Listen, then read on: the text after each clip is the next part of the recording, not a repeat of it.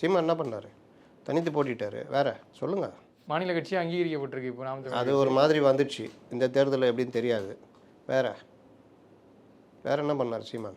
இல்லை, ஆட்சி அதிகாரத்துக்கு வரல, அவ்வளோதாங்க. ஒரு அதே இல்லை சார். இப்போ விஜயும் அதே மாதிரி இருக்காரு. ஆனால் அவர் ஆட்சி அதிகாரத்துக்கு சீமானுடைய ஸ்டஃப்பையும் விஜயுடைய ஸ்டஃப்பையும் ஒப்பிடாதீங்க. சீமான் வேற லெவல். ஒரு கொள்கையை வச்சுட்டு போய்கிட்டு இருக்கிறாங்க. அது 8%, 6%, 4% அந்த கட்சி இருக்கும். அது அப்படியே போகும். அவர்கள் அந்த கொள்கையிலையும் சரி, அரசை எதிர்ப்பதிலும் சரி, அரசியல் கருத்துக்களிலும் சரி வேறு லெவலு. அவர் நேரடியாக தன் கட்சி கொள்கைகளை தன்னுடையது தீர்மானிக்கிறார். தினம் தினம் ஒவ்வொரு பிரச்சனையும் அவர் அலசுறாரு.